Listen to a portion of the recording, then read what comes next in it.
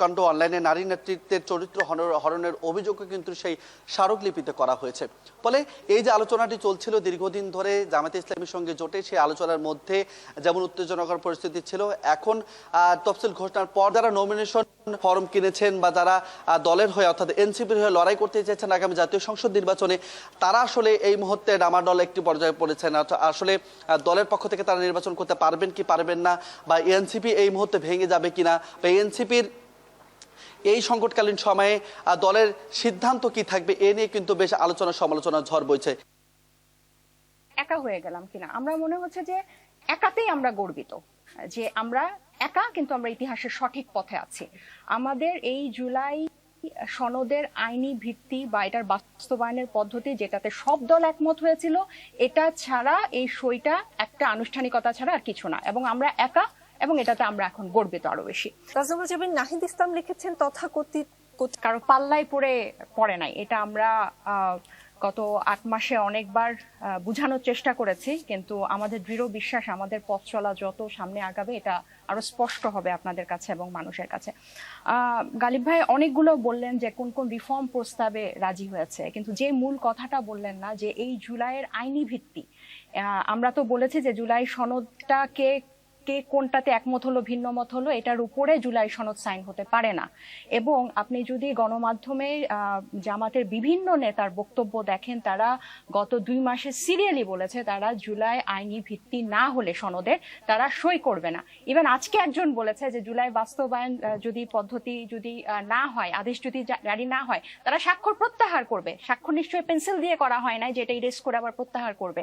তাহলে এখন মূল আলোচনাটা কিন্তু আপনি নাহিদের বক্তব্যটা যদি আরো একবার দেখেন, এটা কিন্তু কোন প্রস্তাবে রাজি হয়েছে এবং ভিন্ন মত আছে এটা না, এটা কিন্তু প্রত্যেকটা রাজনৈতিক দলের সাথেই কিন্তু আমাদের এই ভিন্ন মতটা থাকবে, এবং নোট অফ ডিসেন্টটা নিয়েই কিন্তু আমরা এক ধরনের আলোচনা করছি, এবং এটার আমাদের একটা 3টা দাবির একটা দাবি, যেটাতে কারণে আমরা সইটা বিলম্বিত করছি। এবং এই যে আপনি বললেন কারো পাল্লায় পড়ে, আমাদের এই 3টা দাবি যদি আপনি দেখেন, 3টা দাবি কিন্তু মানুষের সাথে সংশ্লিষ্ট, কারো সাথে কোনো রাজনৈতিক দল, ইভেন এনসিপির নিজস্ব না। এই যে ব্যক্তিগত হতাশা, যেমন গালিব ভাই এর একটা বক্তব্য আমি দেখেছিলাম যে এনসিপি নেক্সট ইলেকশনে কোনো ইম্প্যাক্ট ফেলবে না। দেখেন, নেক্সট ইলেকশনের কে এইম করে এনসিপি রাজনীতি করতে আসে নাই। এনসিপির জন্মটা গণ অভ্যুত্থানের পরে, এবং এই যে রিফর্মগুলো এবং গণতান্ত্রিক পথে যে বাংলাদেশের যাত্রা, এটাতে আমাদের দৃঢ় অবস্থান আমরা বারবার ব্যক্ত করেছি। আরেকটা বিষয় একটু তাজুবা, বুঝলাম যে আসলে জামায়াত চেয়েছিল বা বলেছিল আপনাদেরকে আইনি ভিত্তি না হলে তারা স্বাক্ষর করবে না, কিন্তু জামায়াত স্বাক্ষর করে ফেলেছে। এই প্রশ্নটাই আসলে আপনাকে করেছিলাম যে জামায়াত স্বাক্ষর করে ফেলায় আপনারা একা হয়ে গেলেন কিনা। সাথে আরেকটা বিষয় বুঝতে চাই, নাহিদ ইসলাম যেটা বলেছেন যে সংবিধানের একটি সুরক্ষা হিসেবে ভোটের আনুপাতিক প্রতিনিধিত্বের ভিত্তিতে উচ্চকক্ষ প্রতিষ্ঠার বিষয়টি মৌলিক সংস্কারের অন্যতম দাবি ছিল। আমরা এই ধরনের মৌলিক সংস্কার এবং বৃহত্তর জাতীয় ঐক্যের ভিত্তিতে জুলাই সনদের আইনি কাঠামো তৈরির জন্য একটি আন্দোলন গড়ে তুলতে চেয়েছিলাম, কিন্তু জামায়াত এবং তার সহযোগীরা এটি ছিনতাই করেছে। তারা একে একটি কাঠামোগত পিআর বিষয়ের মধ্যে সীমাবদ্ধ করে ফেলেছে, এবং এটাকে তাদের ক্ষুদ্র দলীয় স্বার্থ উদ্ধারের জন্য দর কষাকষির একটি হাতিয়ার হিসেবে ব্যবহার করেছে। মানে জামায়াত কি পেতে আসলে দর কষাকষি করেছে, কার সঙ্গে দর কষাকষি করেছে, এই বিষয়ে কোনো প্রমাণ আছে কিনা, নাকি জামায়াতের প্রক্সি এনসিপি না বা জামায়াতের সাথে একটা দূরত্ব হয়েছে সেটা প্রমাণ করার জন্য আপনারা এটা করছেন, এটাও আপনাদের একটা রাজনৈতিক কৌশল? আপনার প্রথম প্রসঙ্গটাতে আসি যে একা হয়ে গেলাম কিনা, আমরা মনে হচ্ছে যে একাতেই আমরা গর্বিত যে আমরা একা, কিন্তু আমরা ইতিহাসের সঠিক পথে আছি। আমাদের এই জুলাই সনদের আইনি ভিত্তি বা এটার বাস্তবায়নের পদ্ধতি, যেটাতে সব দল একমত হয়েছিল, এটা ছাড়া এই সইটা একটা আনুষ্ঠানিকতা ছাড়া আর কিছু না, এবং আমরা একা, এবং এটাতে আমরা এখন গর্বিত আরো বেশি। দ্বিতীয় প্রসঙ্গে আসি যে কোনো ধরনের আলোচনা হয়েছিল কিনা। আপনার নিশ্চয়ই মনে আছে যে যুগপৎ আন্দোলনে তারা এই পিআরের দাবিতেই কিন্তু রাজপথে গেল। এখন আপনি যখন মৌলিক সংস্কার, একটা গণ অভ্যুত্থানে কিন্তু সব দল অংশগ্রহণ করেছিল, সবার মধ্যে কিন্তু একটা প্রকাশ্য অপ্রকাশ্য যোগাযোগ ছিল, এবং আপনি যখন গণ অভ্যুত্থান পরবর্তী বাংলাদেশের মৌলিক সংস্কার এবং গণতান্ত্রিক দিকে যাওয়ার যে সংস্কারগুলো নিয়ে যখন আন্দোলন করবেন, আপনি যদি সবাই মিলে আন্দোলনটা করেন তখন কিন্তু এটা আরো স্ট্রং হয় দাবিটা আপনার, কারণ এটা কোনো দলীয় না, এটা জাতীয় একটা দাবি, বাংলাদেশপন্থী দাবি।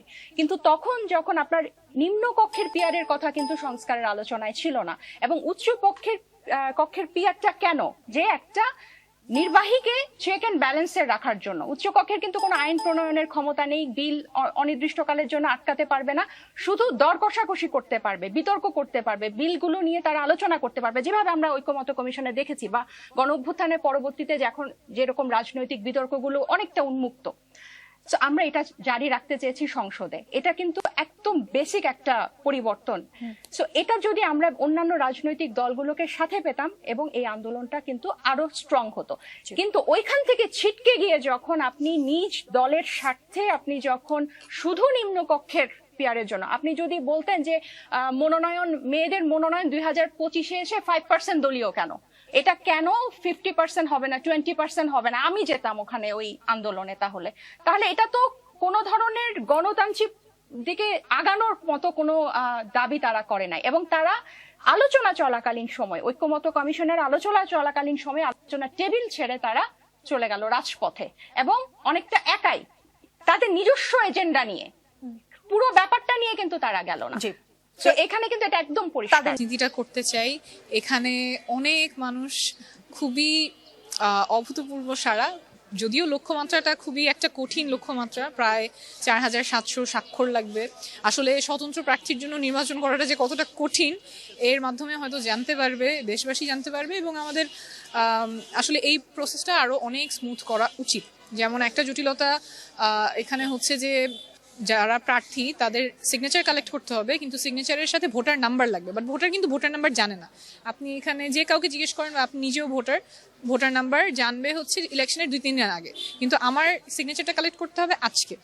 সো ভোটার হয়তো জানে এনআইডি নাম্বার কি, কিন্তু প্রার্থীদেরকে যে তালিকাটা দেওয়া হয়েছে সেখানে ভোটারের নাম ঠিকানা আছে, এনআইডি নাই। তো যাই হোক, অনেকগুলো জটিলতা। এই প্রসেসে যদি স্মুথ করা যায় তাহলে আমার মনে হয় আরো যোগ্য সৎ প্রার্থীরা যারা এলাকার জন্য কাজ করতে চান তারা সংসদে যাওয়ার প্রক্রিয়াতে আরো বেশি করে যুক্ত হবেন। আসনের পেয়েছি আর কি। এই তো প্রশ্নই আসে না, এটা কেন যাবে ওখানে? বিএনপির সাথে কি এমন কি আকর্ষণ আছে যে বিএনপির কাছে মানুষ যাবে? অবশ্যই আকর্ষণ, বিএনপি ক্ষমতা গেলেও আকর্ষণ না। না, বিএনপি ক্ষমতা যায় কিভাবে? বিএনপি ক্ষমতা যায়, বিএনপি ক্ষমতা যায় কিভাবে? আজকের যারা যে কাম আওয়ামী লীগ করেছে, আওয়ামী লীগ ক্ষমতাচ্যুত হলো কেন বলেন আপনি? বিএনপি ক্ষমতায় যাবে না কেন? হ্যাঁ, যাবে না কেন? যাবে না অনেকগুলো কারণ। এক নম্বর হলো তারা 5ই আগস্টের পরে তারা চাঁদাবাজি, হ্যাঁ, দখলবাজি যা করেছে, এবং আওয়ামী লীগের বিভিন্ন প্রতিষ্ঠানগুলোকে যেভাবে তারা নিয়ন্ত্রণ নিয়েছে, এর মধ্যে জরিপে আছে প্রায় 70 থেকে 80% তারা এই কাজটা করেছে। আজকের ফুটপাতের চাঁদাবাজি কারা করে? বিএনপি করে। আমাদের সাথে তার একটি বন্ধুত্বপূর্ণ সম্পর্ক আছে, কিন্তু এনসিপির সাথে, এই রাজনৈতিক দলের সাথে তার কোনো সম্পর্ক নেই। যদি ব্যক্তিগত সম্পর্কের জায়গা বলেন, আমাদের সাথে অনেকের সাথে তার একটা ব্যক্তিগত সম্পর্ক আছে। আমাদের একই বিশ্ববিদ্যালয়ের পড়াশোনা, একই সাথে অনেক দীর্ঘদিনের একটা যাত্রা, সেখান থেকে তার সাথে আমাদের একটা সৌহার্দ্যপূর্ণ একটা সম্পর্ক রয়েছে। সেই ক্ষেত্রে যদি এই থাকে বা সুসম্পর্ক আছে, কিন্তু তার বক্তব্যটাকে আপনি কিভাবে দেখছেন? দলগুলো আসলে বিভাজিত হচ্ছে, যেখানে আসলে এই সময়টাতে সবচেয়ে বেশি ঐক্যমত্যের প্রয়োজন, তার বদল আসলে জুলাই সনদ বা এরকম গুরুত্বপূর্ণ বিষয়গুলোকে পাশ কাটিয়ে যখন শুধুমাত্র নির্বাচনের ট্রেনে ওঠার আলাপ উঠে আসে এবং সেই দিকেই আসলে ধাবিত হয়, এবং নানাভাবে আসলে বিভিন্ন জায়গায় আমরা দেখছি আসন দেয়া হচ্ছে, ভাগ বটরার আলাপ উঠছে। তো সেই জায়গা থেকে তো আসলে আমরা দেখছি যে জাতীয় পার্টির মতো দল নতুন করে আবার তারা দাবি তুলছে যে আওয়ামী লীগ ছাড়া নাকি হওয়ার ফলে। তো সামগ্রিকভাবে আমরা বিভিন্ন জায়গায় দেখছি যে আওয়ামী লীগের ঝটিকা মিছিল শুরু হচ্ছে, কারণ তাদের ব্যাপক একটা ফান্ডিং আছে। বাংলাদেশ যখন এসে দাঁড়িয়েছে, সেই সময় প্রিয় বাংলাদেশকে সামনের দিকে এগিয়ে নিয়ে যাওয়ার জন্য একটি শোষণ বৈষম্যহীন, দুর্নীতিমুক্ত, মানবিক বাংলাদেশ গড়ার জন্য ন্যায় এবং ইনসাফের ভিত্তির উপর সমাজকে দাঁড় করানোর জন্য অঙ্গীকার নিয়ে, আপনারা জানেন এতদিন ধরে 8টি দল একসাথে আমরা কাজ করে আসছিলাম। এই দলগুলোর সকলেই এখানে উপস্থিত আছেন প্রতিনিধিরা। তার সাথে আলহামদুলিল্লাহ আজকে আরো দুটি দল আমাদের সাথে সম্পৃক্ত হয়েছে। জনাব কর্নেল অলি আহমদ বীর বিক্রমের নেতৃত্বে এলডিপি এবং এনসিপি একটু আগে আমাদের সাথে তাদের বৈঠকটা সমাপ্ত হয়েছে। তারা এই বৈঠকে আসার সময় এবং সুযোগটা পাননি। তাছাড়াও দলীয় পরিসরে তারা একটা মিটিং করে আজকে রাত্রেই আমাদেরকে তারা জানিয়েছেন যে তাদের এখানে সম্পৃক্ততার ব্যাপারটা তারা আপনাদেরকে পরিষ্কার জানিয়ে দেবেন ইনশাআল্লাহ। তাদের আহ্বায়ক নাহিদ ইসলাম সরাসরি কথা বলেছেন আমাদের সকলের সাথে, আমরা উপস্থিত ছিলাম এবং তিনি তাদের সিদ্ধান্ত আমাদেরকে অবহিত করেছেন। তারা আরেকটি প্রেস কনফারেন্স করে তাদের সিদ্ধান্ত আপনাদেরকে ইনশাল্লাহ জানিয়ে দেবেন। আমরা কিসের ভিত্তিতে একত্রিত হয়েছি, আমাদের লক্ষ্যের কথা আমরা বলেছি। এটা আমাদের একটি মজবুত নির্বাচনী সমঝোতা। সারা বাংলাদেশের 300 আসনে আমরা বসে নিজেদের মধ্যে আলাপ আলোচনার মধ্য দিয়ে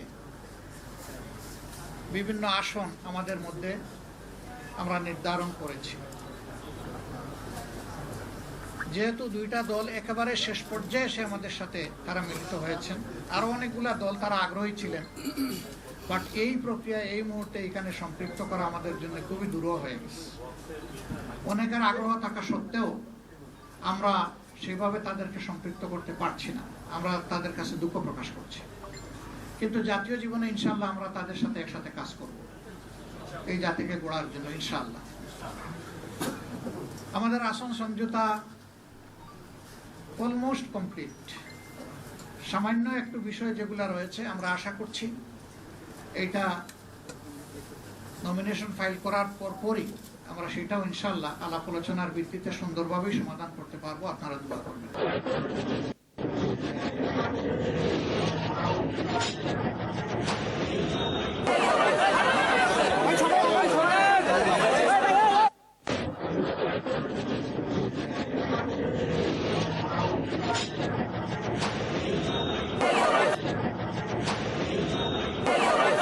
এনসিপি থেকে হঠাৎ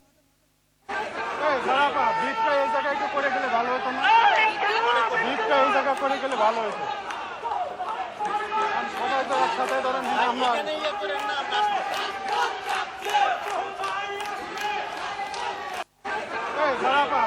এই জায়গায় একটু করে গেলে ভালো হতো না? এই জায়গা করে গেলে ভালো হতো। সবাই তো একসাথে ধরেন আমরা থেকে পদত্যাগ করেছেন দলটির জ্যেষ্ঠ যুগ্ম সদস্য সচিব তাসনিম জারা। পদত্যাগ করে তিনি এনসিপির দলীয় গ্রুপে লেখেন, প্রিয় সহযোদ্ধাগণ, আমি দল থেকে পদত্যাগ করেছি। গত 1.5 বছরে আপনাদের থেকে অনেক কিছু শিখেছি, সেজন্য আন্তরিকভাবে কৃতজ্ঞতা। আপনাদের জন্য শুভকামনা রইল।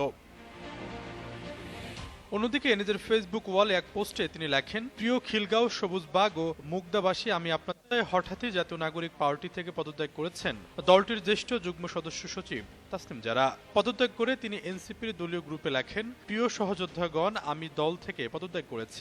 গত 1.5 বছরে আপনাদের থেকে অনেক কিছু শিখেছি। সামনে রেখে গেল কয়েকদিন ধরে সরগরম জাতীয় নাগরিক পার্টি এনসিপির জোট ইস্যু। তবে বারবারই তা অস্বীকার করেছেন দলটির শীর্ষ নেতারা। এককভাবে 300 আসনে নির্বাচন করার ঘোষণাও দেন।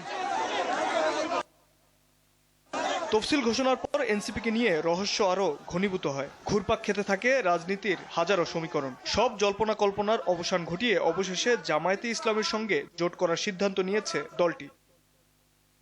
তবে দলের এই সিদ্ধান্তের প্রতি অনাস্থা এনে আহ্বায়ক নাহিদ ইসলামকে চিঠি দেন 30 নেতা। বিভিন্ন কারণ তুলে ধরে মত দেন এককভাবে নির্বাচনের পক্ষে। এমন অবস্থায় এনসিপি থেকে পদত্যাগ করেছেন সিনিয়র যুগ্ম সদস্য সচিব ডাক্তার তাসনিম জারা ও যুগ্ম আহ্বায়ক তাসনুবা জাবিন। পদত্যাগ করলেও ঢাকা 9 আসনে স্বতন্ত্র প্রার্থী হিসেবে জোট করার ঘোষণা দিয়েছেন তাসনিম জারা, আর নির্বাচন থেকে সরে দাঁড়ানোর ঘোষণা দিয়েছেন তাসনুবা জাবিন। এদিকে এনসিপির ৮৬% নেতা জামায়াতের সঙ্গে জোট গঠনের পক্ষে অবস্থান নিয়েছেন। দুপুরে সদস্য সচিব আক্তার হোসেন জানান, জামায়াতে ইসলামীর সাথে সমঝোতার ভিত্তিতে আলোচনা হচ্ছে, সিদ্ধান্ত হলে দ্রুতই জানানো হবে। দলের শীর্ষ কিছু নেতৃবৃন্দের পদত্যাগের ঘটনাকে স্বাভাবিক আখ্যা দিয়ে বলেন, ব্যক্তির সিদ্ধান্ত শ্রদ্ধা জানাবে এনসিপি। সময়টাতে তৈরি হয়েছে সেই সব প্রেক্ষাপটে এবং সংস্কারকে বাস্তবায়নের জায়গায় রেখে আমরা জামাতের সঙ্গে সামনের যে নির্বাচন, সেই নির্বাচনে অংশগ্রহণের ক্ষেত্রে সমঝোতার বিষয় নিয়ে আমাদের আলাপ আলোচনা চলমান রয়েছে। এখনো পর্যন্ত সে আলাপ আলোচনা চলছে। তো অনেকে পদত্যাগও করেছেন, কিন্তু এটা একটা রাজনৈতিক দলের বিকাশের ক্ষেত্রেই পদত্যাগ বা যোগদান করা এটা খুবই স্বাভাবিক একটা ঘটনা প্রবাহ। আমরা পার্টির যারা নেতৃত্ব আছি, পার্টির যারা সাধারণ সদস্যরা যারা আছি, আমরা পার্টির সিদ্ধান্তের প্রতি আমরা অটল থাকবো। এদিকে জামায়াতের সহকারী সেক্রেটারি জেনারেল হামিদুর রহমান আজাদ জানান, রাষ্ট্র সংস্কার ও জাতীয় স্বার্থে ৮ দলের বাইরেও একাধিক দল নিয়ে নির্বাচনী জোট গঠন হচ্ছে। ৮ দল তো আছে। সবাই বলছি গত জুলাই গণ অভ্যুত্থানের পর থেকে বেশি করে বলছি, তার বড় একটা দায়িত্ব বা বেশিরভাগ মানুষ তাকিয়ে আছে যারা জুলাই গণ অভ্যুত্থান পরবর্তী রাজনীতিতে নতুন এসেছে, এবং এটা আমরা নিজেরাও এটাকে আমাদের দায়িত্ব বেশি বলে আমরা মনে করি।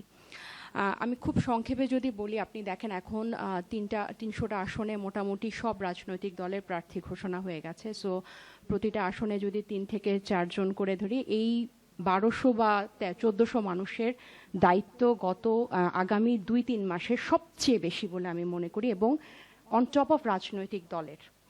কেন বেশি? আপনি দেখেন যে আমরা বিগত দিনে দেখে এসেছি, আমার যখন একটা আসনে 2-3 জন, গত 17 বছর তো নির্বাচন হয় নাই, বা যখন প্রতিযোগিতামূলক নির্বাচন হয় বা প্রার্থীদের মধ্যে আমরা কনস্ট্রাকটিভ কম্প্যারিজনের পরিবর্তে আমরা ব্যক্তি আক্রমণ করি। আমাদের উচিত যে এই আসনে আমি কি করছি তার থেকে বেটার আমার প্রতিদ্বন্দ্বীকারী প্রার্থীর থেকে সেটা বলা, কনস্ট্রাকটিভ কম্প্যারিজন করা। কিন্তু সেটা করতে গিয়ে আমরা দেখি যে আমরা হেট স্পিচ দেই, আমরা উস্কানিমূলক বক্তব্য দেই, আমরা খাটো করার চেষ্টা করি, আমরা তাদেরকে নিচু দেখানোর চেষ্টা করি, ব্যক্তি আক্রমণ করি। সো এটা আমি বা আমার দল একেবারেই সমর্থন করে না। আমরা এই পরিবর্তনটা আনতে চাই। যেমন আমি নিজেই বলেছি যে আমার সাথে যারা আমার প্রতিপক্ষে আছেন, আমার পক্ষ থেকে বা আমার দলের পক্ষ থেকে, আমার নেতাকর্মীদের, আমার সমর্থকের পক্ষ থেকে তাদেরকে কখনো ব্যক্তি আক্রমণ। এটা একদিন আগের বক্তব্য তার ছিল, কিন্তু তিনি ইতিমধ্যে যে সংবাদ মাধ্যমগুলো বা মিডিয়াতে যে খবর প্রচারিত হচ্ছে সেখানে দেখা যাচ্ছে তিনি পদত্যাগ করেছেন। কাজেই গতকালের এই বক্তব্য হয়তো তিনি আজকে আর সেই জায়গাটায় নাই, এবং নারীদের সাথে জামাতের যে বৈষম্যমূলক আচরণ বা জামাতের এই সংখ্যানুপাতিক পদ্ধতি নিয়ে যে বিএনপির সাথে উভয় দলই, বিএনপি এবং জামাত উভয় তাদের নিজেদের স্বার্থে এটাকে একটা অচল অবস্থার দিকে নিয়ে গিয়েছেন, সেই সব কারণ দেখেই মূলত এরা পদত্যাগ করেছে, এবং সেটা বৃহত্তর গণতন্ত্রের স্বার্থে এবং তাদের নৈতিক অবস্থানের দিক থেকে বিচার করলে, এবং বাংলাদেশে ধর্মীয় কোনো একটি শাসনতন্ত্র কায়েমের, যেহেতু ধর্মীয় শাসনতান্ত্রিকের দিকে বাংলাদেশ অগ্রসর হয়, সেক্ষেত্রে গণতান্ত্রিক ব্যবস্থা লঙ্ঘিত হবে বা বাধাগ্রস্ত হবে। সেই ক্ষেত্রে তাদের অবস্থানকে অবশ্যই স্বাগত জানানোর মতো একটি বিষয়। কনস্ট্রাকটিভ কম্প্যারিজন করে কথা বলেন, কিন্তু মানুষকে ব্যক্তি আক্রমণ করে উস্কানিমূলক বক্তব্য দিয়ে। দেখেন, আমাকে যদি কেউ একজন বলে যে আমি আমার ধর্মে বিশ্বাস করি না বা আমার চরিত্রে কোনো সমস্যা আছে, তখন কি হবে? যে আমি একটা বিশাল জনগোষ্ঠীর কাছে ভালনারেবল হয়ে গেলাম। আপনি আমাকে তুলে দিলেন তাদের হাতে আমাকে আক্রমণ করার জন্য, তাহলে আপনি দায়িত্বশীল আচরণ করলেন না। আপনি একজন নেতা, আপনি একজন সংসদ সদস্য প্রার্থী। সো আমরা বা আমার দল, আমি এটা কখনো করব না। আর গত 15 মাসে বিভিন্ন নারী রাজনীতিবিদ বা নারী সংগঠকের উপর আমি সহ যে ধরনের সাইবার বুলিং হচ্ছে, সেটা থেকে আমি এটা প্রতীয়মান যে একটা নারী যখনই ভয়েস হবে, এবং নির্বাচন কেন্দ্রিক আরও, আমি নেক্সট জানুয়ারি মাসের জন্য আমি খুব মেন্টালি প্রিপেয়ার হচ্ছি যে এটা অনেক বেশি হবে, এবং এটা কিন্তু আপনি আমার একটা ভুল ধরেন যে আমি একটা ইশতেহার দিয়েছি এটা সমালোচনা করে। সো এটা আমার কাছে মনে হয় সবচেয়ে বড় দায়িত্ব। আরেকটা হচ্ছে আইন শৃঙ্খলা। আমাদের আইন শৃঙ্খলা নিয়ে, আমাদেরকে প্রশাসনকে নিয়ে আমাদের অনেক দুর্বলতা, এবং গত কয়েক সপ্তাহ, গত কয়েক দিনের বিভিন্ন ঘটনা আমাদেরকে অনেক মর্মাহত করেছে, আমাদেরকে ডিমোরালাইজড করেছে, কিন্তু যে কোনো মূল্যে এই বাংলাদেশের বর্তমান স্পেকট্রামে যতগুলো অ্যাক্টর আছে, প্রশাসন, সরকার, রাজনৈতিক দল, সিভিল সোসাইটি, সবাইকে আইন শৃঙ্খলার ব্যাপারে কথা বলতে হবে এবং এটা নিশ্চিত করতে হবে যে আপনি যখন ভাঙচুর করবেন বা আমি যখন আরেকটা রাজনৈতিক দলকে দমন করার জন্য প্রতিহিংসা পরায়ণ হয়ে যখন তাকে দমন করার জন্য সহিংসতাকে বেছে নিব, ভায়োলেন্সকে বেছে নিব, এখানে আইন শৃঙ্খলাকে ইন্টারাপ্ট করতে হবে অবশ্যই। সো এই দুইটা জিনিস আমি সবচেয়ে বেশি গুরুত্বপূর্ণ মনে করি এবং আমার দল থেকেও কিন্তু এটা আহ্বান জানানো হচ্ছে। আমরা প্রতিপক্ষকে প্রতিহিংসামূলক বা ব্যক্তি আক্রমণ করব না, আমরা হেট স্পিচ দিব না এবং বিশেষ করে জামাত যে কাজটি করতেছে সেটা নারীদেরকে তারা দমানোর জন্য নানাভাবে প্রতিবন্ধকতা তৈরি করতেছে, পর্দার ওপাশে থেকে বা পর্দার সামনে থেকে।